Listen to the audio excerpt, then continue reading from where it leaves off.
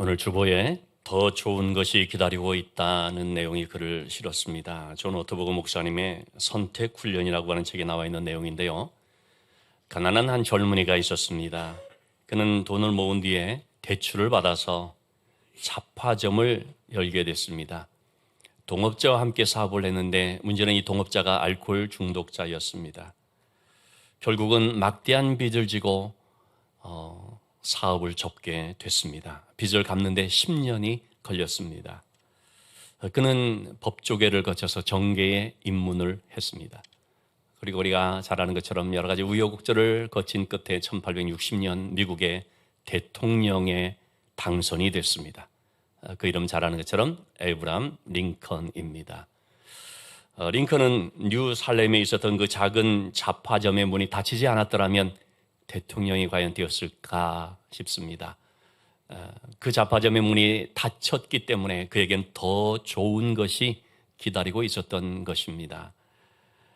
프레드릭 뷰크너라는 분은 작가가 되려고 뉴욕에 왔습니다. 그런데 하는 일마다 모든 것이 안 되는 것입니다. 마음 고생이 심했습니다. 그는 모든 경험을 돌아보면서 말하기를 내가 열려는 문마다 다 꽝 하고 닫혀버렸다.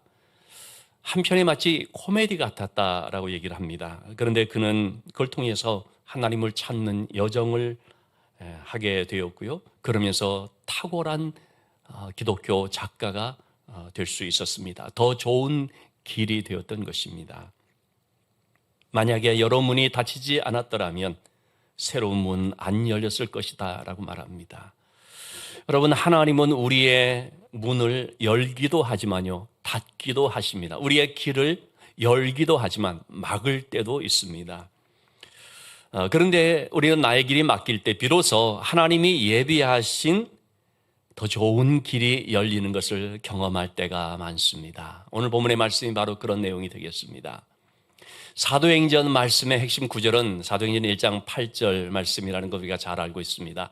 오직 성령이 너에게 임하시면 너희가 권능을 받고 예루살렘과 온 유대와 사마리아와 땅끝까지 이르러서 내 증인이 되리라. 자, 여기서 땅끝까지 이르러 내 증인이 되리라 라고 말하고 있죠. 이 말씀을 하는 예수님의 의지가 나타난 의지 미래로 표현하고 있습니다.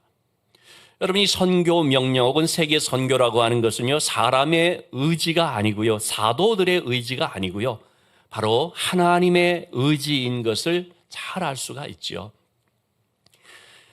오늘 본문의 말씀은 바울 사도가 소아시아 쪽으로 전도하러 나갔다가 그 방향이 틀어져서 유럽으로 복음을 전하게 되는 내용입니다. 유명한 역사학자인 아놀 토인비는 이때 바울이 탔던 그 배는 마게도냐로 가고 있었던 그 배는 유럽 문명사의 미래를 안고 가던 배였다라고 표현하기도 했습니다. 인류 문명이 그동안에 아시아권에 있었는데 아시아 쪽에 있는 인류 문명이 유럽으로 옮겨지는 계기가 된 사건이다. 그렇기 때문에 이것은 인류 문명 역사에 있어서 정말 놀라운 사건이다라고 역사학자인 토인비가 말하고 있는 것입니다.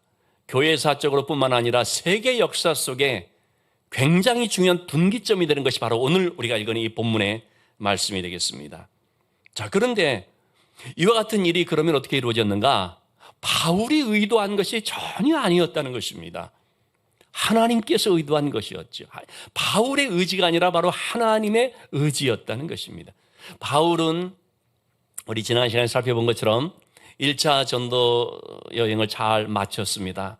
예루살렘 교회로 가서 이제는 은혜로 구원받는 것이다라는 사도들의 말도 들었습니다. 정말 홀가분한 마음으로 안디옥 교회로 내려와서, 그것은 수리아 안디옥이죠. 이제 2차 전도 여행을 출발하게 되죠. 2차 전도 여행을 떠날 때 바울의 구상은 1차 전도 때 갔었던 바로 그 소아시아 지역들을 둘러보면서 전에 가지 못하였던 그 내륙 안쪽으로 가는 것이었습니다. 소아시아라 그러면 지금의 터키, 티르키예를 말하는데 바울은 그런 생각으로 출발을 했는데요. 그런데 6절에서 8절까지의 말씀을 보면 성령이 아시아에서 말씀을 전하지 못하게 하시거늘, 바로 바울이 가려고 했던 그 소아시아 지역을 말하죠. 성령이 막으시는 것을 느꼈습니다. 그러자 그들은 부르기아와 갈라디아 땅으로 다녀가서 무시아라는 곳에 이르러 다시 비두니아라는 곳을 향해서 가려고 애를 썼습니다. 그런데 역시 그 길도 예수의 영이 허락하지 아니하는지라 하나님께서 막으시는 것을 느끼게 됐습니다. 그러자 그 무시아를 지나서 항구 도시인 드로아라는 곳으로 내려가게 됐습니다. 지도상으로 한번 보시면 맨 가에 수리아 안디옥이라는 곳에서 출발하게 되죠. 수리아 안디옥이라는 곳이 바로 바울 사도 일행을 파송한 그런 교회죠. 거기서부터 길리기아, 더베, 루스드라라는 것을 거쳐서 드로아까지 가는 여정인데요. 자, 모든 길들을 다 지나쳐서 드로아라고 하는 바로 해안 항구 도시로 이르게 됐다는 것입니다. 바울이 1차 전도 여행을 다닐 때는 많은 고난이 있었지만 그래도 전도의 문은 막히지를 않았습니다. 전도의 문이 잘 열렸습니다. 그런데 이번에는 어찌된 셈인지 가는 곳마다 길이 막히더라는 것입니다. 어떻게 막혔는지 우리는 자세히 알 수가 없습니다. 성경학자들에 따르면은 자연재해가 있었을 것이다, 교통이 막혔을 것이다, 여러 가지 해석을 내놓지만 우리가 정확히 알지는 못하죠. 어쨌든 막는다는 것, 막히는 것을 경험하면서 하나님께서 막고 있구나라는 사실을 알게 됐습니다. 여러분, 하나님께서 막으실 때는 무슨 의미겠습니까? 하나님이 계획한 어떤 뜻이 있기 때문인 것입니다. 우리 창세기 40장 13절에서 14절의 말씀과 23절의 말씀을 한번 보시면 요셉이 감옥에 있을 때 일이죠. 술 맡은 관원장의 꿈을 해석을 해줍니다. 당신은 사흘 후에 복직이 되어서 다시금 바로왕의 시중을 들게 될 것입니다. 해석을 해줬고 그 해석대로 결국은 3일 만에 3일 후에 복직이 되는데요. 그때 요셉이 술 맡은 관원장에게 굉장히 긴히 얘기를 하게 됐겠죠. 나를 생각해서 나에게 은혜를 베풀어 주십시오. 내가 사실은 억울한 누명을 쓰고 이 감옥에 지금 와 있는데 여기서 나를 나갈 수 있도록 바로왕에게 잘 좀 얘기를 해주세요. 부탁을 하죠. 그때 술 맡은 관원장이 분명히 그렇게 대답하지 않았겠습니까? 내가 당연히 그렇게 힘써야지. 내가 너에게 은혜를 받았는데 은혜를 베풀어야지. 아마 그렇게 했을 것입니다. 그런데 23절에 보니까 뭐라고 말하고 있습니까? 술 맡은 관원장이 나갔는데 나가자마자 요셉을 기억하지 못하고 그를 잊었더라. 불과 3일 만에 그냥 요셉을 까맣게 잊어버린 것입니다. 어떻게 그렇게 할 수 있을까요? 하나님께서 잊어버리게 한 거죠. 하나님께서 막은 것이죠. 지금 요셉이 나갈 때가 아닌 것입니다. 그래서 요셉이 나가고자 하는 마음이 있는데 하나님이 그 길을, 그 문을 딱 막아서 못 나가게. 그리고 2년 후에 바로가 꿈을 꿨을 때 요셉이 나가게 되죠. 그리고 애굽의 총리로 발탁이 되는 놀라운 일이 벌어지죠. 하나님께서 막으셨을 때는 아직 때가 아니었기 때문이었습니다. 자, 그런데 여러분, 우리는요, 일이 내 뜻대로 안 될 때 어떡합니까? 너무나 마음이 힘듭니다. 카일 아이들먼 목사님이 삶이 뜻대로 안 될 때, 제가 요즘 이 책을 좀 보고 있는데 그는 이렇게 말합니다. 우리의 삶에 뜻대로 어떤 일들이 안 이루어질 때 4가지의 감정이 나타난다는 것입니다. 분노와 낙심과 피로, 분노와 불안. 여러분, 일이 내 뜻대로 안 될 때 이런 감정들이 우리에게 복합적으로 얽혀지죠. 낙심이 되고 피로감이 있고 분노하게도 되고 막 불안하기도 하고. 저자는 이렇게 말을 하고 있습니다. 우리가 어떤 고난을 만난다 할지라도 한 가지 사실을 분명히 기억하고 있어야 된다. 그것은 뭐냐면 포도나무 되시는 예수 그리스도께 붙어 있어야 된다는 것입니다. 무슨 일을 만나도 우리 마음속에 좌절이 있고 때로는 피곤함이 느껴지고 불안하기도 하고 분노가 설령 일어난다 할지라도 그럼에도 하나님을 떠나면 안 되고요. 하나님께 붙어 있어야 되는데 예수 그리스도께 연결되어져 있어야 한다는 것입니다. 그러면서 요한복음 15장의 말씀, 나는 참 포도나무요 너희는 가지니라는 주님의 말씀을 인용합니다. 예수님은 참 포도나무입니다. 우리는 가지인 것입니다. 여러분, 가지로서 가장 중요한 게 뭡니까? 포도나무에 붙어 있는 것이죠. 포도나무와 잘 연결되어 있는 것입니다. 그런데 여러분, 우리는 어려운 일을 만나게 되면 다른 포도나무에 연결되는 경우들이 많습니다. 가짜 포도나무죠. 이 책에서는 몇 가지 그런 예를 들고 있습니다. 정보라는 가짜 포도나무, 로맨스라는 가짜 포도나무, 쾌락이라고 하는 가짜 포도나무, 혹은 심지어는 종교라고 하는 그런 가짜 포도나무, 이런 것에 연결이 되어서 일시적인 어떤 만족, 일시적인 어떤 마음이 좀 편안해지는 이런 걸 얻고자 한다는 거죠. 근데 그런 것들은 전부 다 가짜 열매다라고 말합니다. 참 포도나무이신 예수님이 아니기 때문에 그 모든 것들은 가짜인 것이고 거기서 맺어지는 것들은 전부 다 가짜 열매일 수밖에 없는 거죠. 때문에 우리는 참 포도나무 대신 예수님께 연결되어야 한다는 것입니다. 그것이 뭡니까?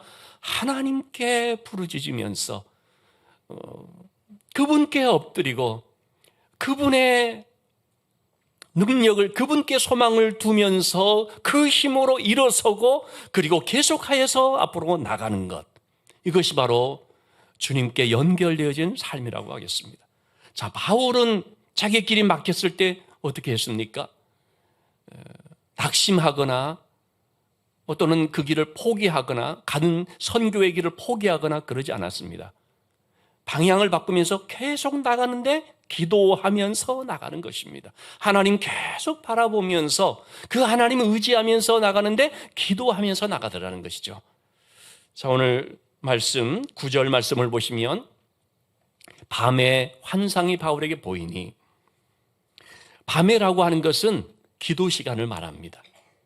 기도하는 가운데 하나님께서 드디어 바울에게 환상을 통해서 하나님의 뜻이 무엇인지, 하나님께서 예비한 길이 무엇인지를 보여주시는데, 그게 뭐냐면 마게도냐 사람 하나가 그에게 청하여서 말하기를 건너와서 우리를 도우라 라고 하는 것이었습니다. 여러분, 기도할 때 하나님께서 환상을 보여주시는 경우들이 종종 있습니다. 특별히 사도행전 말씀에 그런 내용들이 많이 나오고 있죠. 우리 앞서서 살펴봤습니다만 사도행전 10장 3절 그리고 또한 9절과 10절의 말씀을 보시면 이방인 고넬료는 하나님을 경외하는 사람이었죠. 그래서 그는 기도의 삶을 살았습니다. 제9시, 즉 기도 시간을 말하는데 그때 환상 중에 하나님께서 고넬료를 부르시는 그런 음성을 듣게 되지요.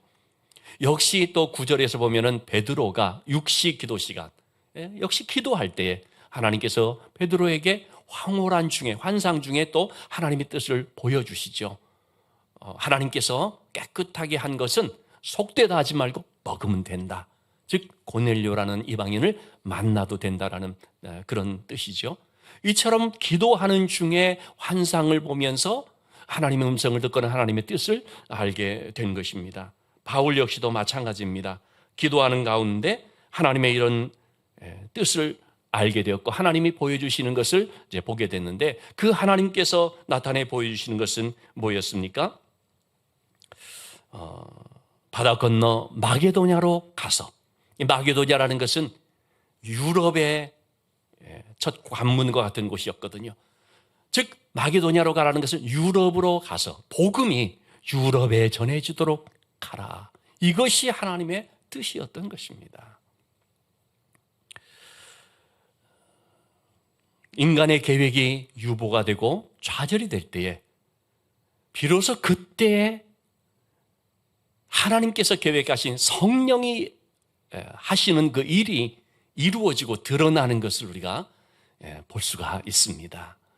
우리나라의 최초의 선교사 중에 한 분인 언더우드 목사님은 원래는 인도로 가기 위해서 1년 동안 의학 공부를 하면서 준비를 했다고 합니다. 그런데 인도로 가는 길이 막힌 것입니다. 힘써도 안 되는 것입니다. 그러자 결국 어디로 왔습니까? 당시에는 이름조차 들어본 적이 없는, 지도상에 나와 있는 것조차도 모르고 있었던 조선이라는 땅, 그곳에 왔습니다. 우리가 잘 아는 것처럼 이 조선 땅에 와서 얼마나 귀한 사역을 했는지, 세문안 교회 등을 비롯한 많은 교회들을 세우고 연세대학교를 또 세우고 그 길이 막혔는데 오히려 하나님은 하나님께서 인도하시는 길로 이끌어 주신 거죠. 아프리카 선교의 아버지라고 일컬어지는 리빙스턴 역시 처음에는 중국에 가려고 준비하고 계획했습니다. 그런데 당시에 중국과 영국 사이에 아편 전쟁이 일어나서 그것 때문에 중국에서 영국 선교사는 일체 받지 않는다. 그러는 바람에 영국으로 갈 수가 없었습니다. 결국 그가 간 곳이 검은 대륙 아프리카였습니다. 그곳에서 그는 복음의 위대한 족적을 남길 수 있게 됐습니다. 여러분, 인생길을 내가 가는 것 같은데 그 길이 나에게 달려있지 않습니다. 예레미야 10장 23절의 말씀에 걸음을 지도함이 걷는 자에게 있지 아니하니이다. 그 걸음이요, 나에게 달려있는 것이 아니고 내 뜻대로 되는 것이 아니더라는 것입니다. 여러분, 인생 살면서 내 마음대로 내 뜻대로 됩니까? 안 되지 않습니까? 누구에게 달려있다는 것입니까? 우리의 삶을 만들어주시고 주관하고 계시는 하나님께 달려있습니다. 하나님께서 인도하시는 것입니다. 하나님께서는 우리의 길을 때로는 열기도 하시고 막기도 하십니다. 막을 때는 예비하신 더 좋은 것이 있기 때문입니다. 때문에 오늘 우리 찬양 했습니다마는 찬양 가사에 나오는 것처럼 나의 계획이 실패하고 나의 소망이 끊어질 때 우리가 원망하기보다도 내 삶의 주관자이신 하나님 앞에 무릎을 꿇어 경배해야 한다는 거죠. 무릎 꿇는다는 것은 뭡니까? 기도하는 것을 말합니다. 우리가 계속 그렇게 기도하면서 나갈 때 예기치 못하였던 이 드로아의 환상이 보여질 수 있고 마게도냐의 길이 열려지는 것을 알 수가 있습니다. 기도할 때 하나님은 반드시 도우십니다. 바울이 이렇게 해서 빌립보라는 곳으로 가게 되는데요. 우리 다음 주 계속해서 보겠습니다만은 이 사도행전 16장에는 특별히 반복해서 나오는 한 단어가 있는데 그건 기도라고 하는 단어거든요. 그래서 빌립보서 우리 사도행전 16장 13절, 16절, 25절 보면 이 빌립보에서 바울이 사역을 하는데 먼저 기도할 곳이 어디 있나 기도할 곳을 찾다가 루디아라는 사람을 만나죠. 또 기도하는 곳을 향하여 가다가 귀신 들려 점치는 여종을 고쳐주게 되죠. 그 일 때문에 바울이 감옥에 갇혔는데 그 감옥에서도 기도하는 중에 있었을 때 간수와 그의 가족들이 구원함을 받는 역사가 나타나게 됩니다. 이러한 사람들을 중심으로 해서 빌립보 교회가 이루어지게 되는 것이었죠. 기도할 때 하나님이 역사해 주십니다. 우리 교회가 금년 1월 1일을 시작하면서 엊그제 2월 9일까지 40일 릴레이 금식 기도를 했습니다. 얼마나 많은 분들이 동참할까 내심 걱정됐습니다만 정말 생각보다 너무나 많은 분들이 같이 동참해 주셔서 그래서 참 큰 은혜가 된 시간이었다고 봅니다. 저한테 전해지지 않은 많은 기도의 응답들도 있으리라고 보는데요. 우리가 특별히 이러한 기도 시간을 통해서 하나님께서 우리 기도 가운데 함께 하셔서 많은 응답을 해 주셨습니다. 어떤 분은 정말로 생각지도 못했는데 뜻밖의 큰 물질을 받게 됐습니다. 그것도 매달 얼마나 놀라운 일인지. 어떤 분은 전혀 알지 못했었는데 질병이 발견돼서 치료받는 그런 일도 있게 됐습니다. 어떤 분은 그동안에 계속 기도하였던 아들 내외가 드디어 교회를 정해서 나가게 되는 그런 일도 생기게 됐습니다. 어떤 경우는 팔리지 않았던 집이 팔리기도 했습니다. 또는 새로운 길이 열려지는 것을 경험하기도 했습니다. 저에게 기도 응답으로 좀 제보해 주실 분들 많이 알려주시길 바랍니다. 아마도 제 생각으로 우리가 이렇게 기도하는 중에 각 가정들마다 무척 개인적으로도 마찬가지입니다. 많은 그런 기도의 응답을 주셨다고 믿습니다. 우리가 기도하면 하나님께서 반드시 은혜 주시는 것입니다. 그렇기 때문에 오늘 금년표 제가 예레미야 33장 3절 말씀드렸습니다만 그렇기 때문에 우리가 부르짖어 기도하는 것입니다. 너는 내게 부르짖으라. 그리하면 응답하겠고 네가 알지 못하는 크고 은밀한 일들을 나타내 보여주신다. 여러분 금년 한 해에 이처럼 우리가 기도함으로 응답받는 놀라운 역사가 있게 되기를 주님의 이름으로 축원합니다. 이렇게 바울이 기도하며 나갈 때 하나님께서 도와주셨습니다. 자, 또한 여러분 우리는요, 하나님의 뜻을 알게 되면 그 다음에 어떻게 해야 됩니까? 순종해야 한다는 것입니다. 바울은 10절에서 11절의 말씀입니다. 환상을 봤죠. 그 환상을 통해서 하나님께서 이렇게 역사하신다는, 하나님께서 이렇게 계획하신다는 것을 알게 됐습니다. 그랬을 때 바울은 어떻게 했습니까? 곧 떠나기를 힘썼다라고 했습니다. 하나님께서 우리를 그런 곳으로 부르신 것이구나라는 사실을 깨닫고, 그래서 드로아에서 배를 떠나서 즉시 사모드라게라는 섬으로 직행을 했고요. 이튿날 바로 네아폴리라는 유럽의 첫 항구, 그 지역으로 발을 딛게 됐습니다. 저도 한 10여 년 전에 이 네아폴리라는 곳을 간 적이 있는데 얼마나 감회가 새로운지요.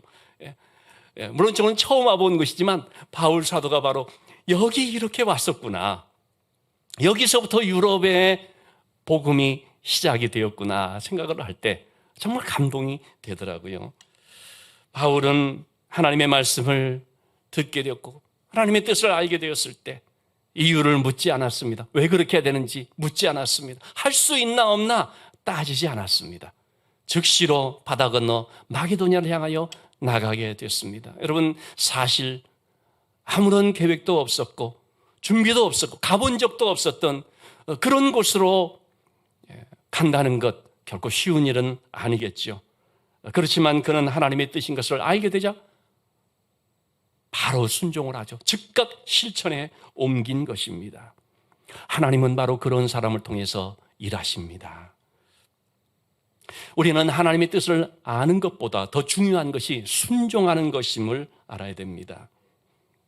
하나님의 뜻을 안다고 해서 사람들이 다 순종하는 것은 아닙니다. 종종 말씀드리지만 요나의 경우를, 요나 선지자는 하나님의 말씀을 들었거든요. 하나님의 뜻을 알았습니다. 그런데 순종하지 않고 도망을 갔습니다. 하나님의 뜻을 알았기 때문에 오히려 도망을 갔는지도 모르겠습니다. 아멘 해놓고도 순종하지 않는 경우들도 많지요. 주님은 마태복음 21장 28절 31절에서 비유적으로 두 아들에 대한 말씀을 했습니다. 아버지가 맏아들에게 오늘 포도원에 가서 일하라 얘기하자 이 큰아들은 아버지 가겠습니다, 시원스럽게 얘기를 했죠. 근데 어떻게 됐습니까? 가지 않았습니다. 말로는 아멘 해놓고 그 다음에는 그걸로 끝나버린 거죠. 안 가는 것입니다. 순종하지 않았죠. 둘째 아들은 어떻게 했습니까? 아버지가 밭에 가서 좀 일하자 하니까 싫습니다. 그런데 이 둘째 아들은 그걸 뉘우치고 간 것입니다. 안 간다고 했었는데 그런데 나중에 보니까 둘째 아들이 순종해서 갔더라는 거죠. 주님 물으셨죠. 누가 아버지의 뜻대로 했느냐? 결국은 순종한 자인 것입니다. 자, 그러면 여러분 누가 순종을 할까요? 그것은요, 하나님을 신뢰하는 자가 순종하게 됩니다. 아브라함이 하나님의 말씀을 들었죠. 독자 이삭을 바쳐라. 아브라함은 하나님의 말씀에 그대로 순종하죠. 그 순종할 때 성경에 보니까 이런 말씀을 하고 있습니다. 창세기 22장 8절 말씀. 아들 이삭이 묻죠. 아버지, 번제할 어린 양은 어디 있습니까? 그러자 아버지 아브라함이 대답하죠. 하나님이 자기를 위하여 친히 준비하시리라. 아브라함이 하나님의 이 엄청난 말씀에 순종할 수 있었던 이유는 무엇 때문입니까? 하나님이 친히 준비하신다. 하나님께 대한 믿음 때문이었습니다. 하나님께서는 잘못되게 하시는 분이 아니라 지금까지 내 삶을 복되게 하시는 하나님이시기 때문에 모든 것이 합력하여 선이 되도록 반드시 역사하시는 하나님이라는 하나님에 대한 신뢰가 있었던 것이죠. 그래서 그는 하나님께 맡기고 하나님이 예비하실 것을 믿고 어떻게 할지 나는 모르지만 그러나 하나님이 준비한 그 무엇이 있음을 믿고 순종하며 나갔던 것입니다. 그래서 순종은 믿음으로 하는 것이고 믿음의 사람이 순종을 하게 되는 것입니다. 저는 1990년 신학대학원을 졸업하는 해였습니다. 여름을 지나면서 제 담임 목사님으로부터 제안을 받았습니다. 졸업하자마자 저는 그 교회에 이제 전임 전도사로 사역을 하게 되었었는데 뜻밖의 제안을 했습니다. 일본의 사역자가 급히 필요하다고 하는데 혹시 갈 수가 있는지. 저는 그때 선교적인 꿈을 가지고 기도하고 있고 그런 거 전혀 아니었습니다. 무슨 준비된 것도 아니었습니다. 내 상황 속에서 할 수 있느냐 없느냐 그게 중요한 것이 아니었습니다. 하나님께 이것이 하나님의 뜻인지를 묻고 기도하게 됐습니다. 그리고 마음에 확신이 들자 내가 할 수 있나 없나 따지지 않고 가겠습니다. 아무런 대책도 없이 당시에 제가 결혼도 안 했고 만나는 사람도 없었고 그런데 그냥 가겠습니다 하고 대답을 하고 이제 그래서 그 다음에 바로 가기로 모든 것들이 진행이 됐습니다.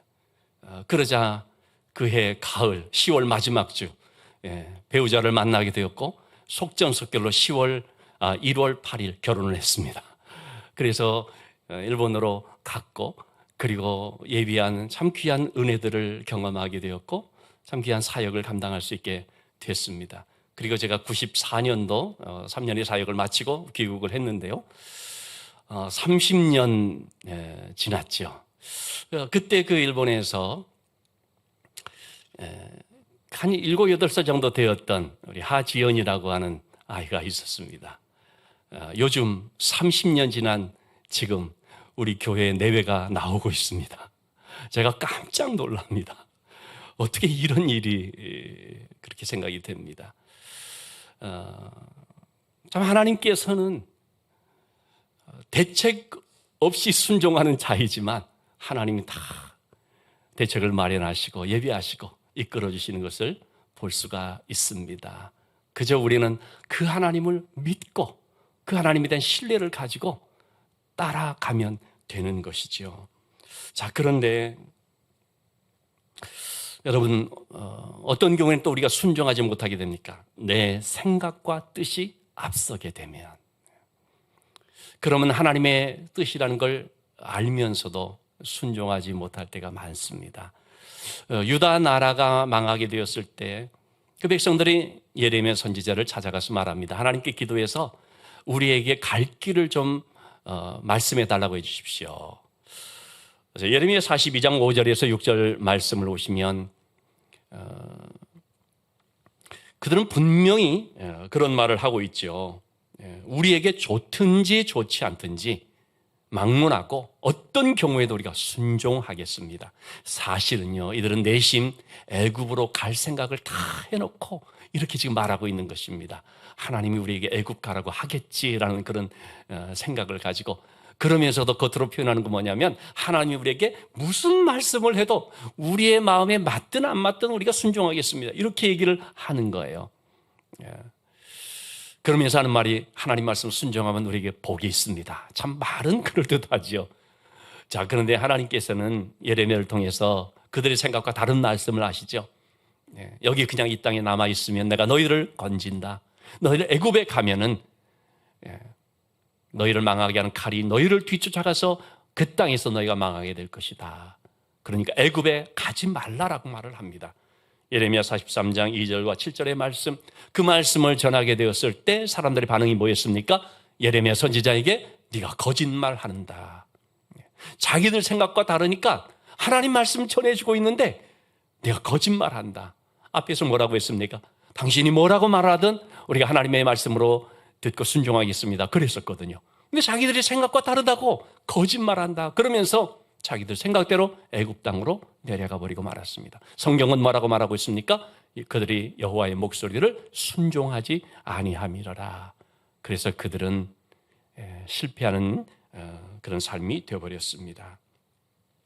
하나님은 마음이 좋아서 누구든지 무조건 다 도와주시고 그런 분이 아닙니다. 하나님이 도우시는 사람은 순종하는 사람입니다. 하나님이 도우실 때는 우리가 순종할 때입니다. 자, 여러분 이렇게 생각을 해보십시다. 우리가 하나님을 떠나서 내 마음대로 사는데 하나님이 도와주시면 우리가 어떻게 됩니까? 멀리 가버리죠. 하나님을 떠나서 완전히 멀어져 버리죠. 우리가 하나님을 떠난 삶을 살 때 하나님이 도와주지 않아야 그게 우리를 돕는 것이죠. 하나님은 하나님의 뜻대로 사는 자를 도우심으로 이렇게 하나님의 말씀에 순종하는 자에게 복이 있다는 사실을 증거하시기를 원하시는 것입니다.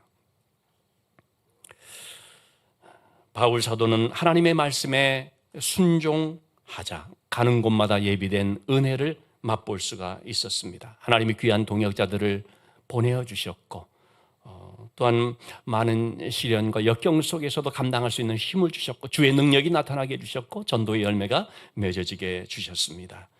하나님은 오늘도 하나님의 자녀들을 향해서 말씀하십니다. 손짓하면서 부르십니다. 건너와서 우리를 도우라 하는 거죠. 그리고 이 하나님의 명령에 순종하는 자들의 그 작은 도우심을 엮어서 하나님의 나라를 이루어 나가시는 것입니다. 우리는 이 하나님의 비전을 볼 수 있어야 됩니다. 하나님께서 누군가를 통해서 말씀하시는 건너와서 우리를 도우라라는 이 말씀을 들을 수 있어야 되는 것입니다. 지금도 세계 곳곳에서 이름 모를 들판을 지나며 산을 건너며 강을 건너는 많은 복음의 사역자들, 선교사님들이 있습니다. 그들이 어떻게 그렇게 할 수 있었겠습니까? 건너와서 우리를 도우라고 하는 이 애끓는 소리를 듣기 때문인 것이죠. 이번에 우리 교회에서 코로나 때문에 좀 몇 년간 중단이 되었던 이 단기 선교를 다시 또 가게 됩니다. 우리가 이와 같은 사역 감당하는 것도 뭡니까? 하나님의 부르심에 순종해서 나가는 것입니다. 구원의 은혜를 받은 우리들, 하나님께서 이 사명 감당하도록 지금도 말씀하십니다. 아직도 복음을 듣지 못한 자들에게 나가서 선교의 사명을 감당하라고 하는 것입니다.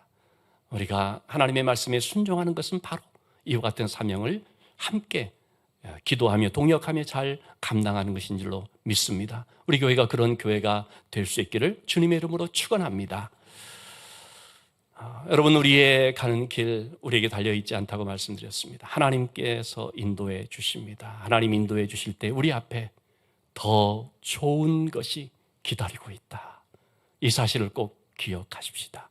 지금 길이 막히고 인생 내 뜻대로 안 되고 뭔가 헝클어진 것 같은 느낌이 든다 할지라도, 앞길이 막막해 보인다 할지라도 여러분, 믿음으로 가는 우리 앞에 하나님이 반드시 더 좋은 것을 예비해 놓고 계시기 때문에 더 좋은 것이 기다리고 있다.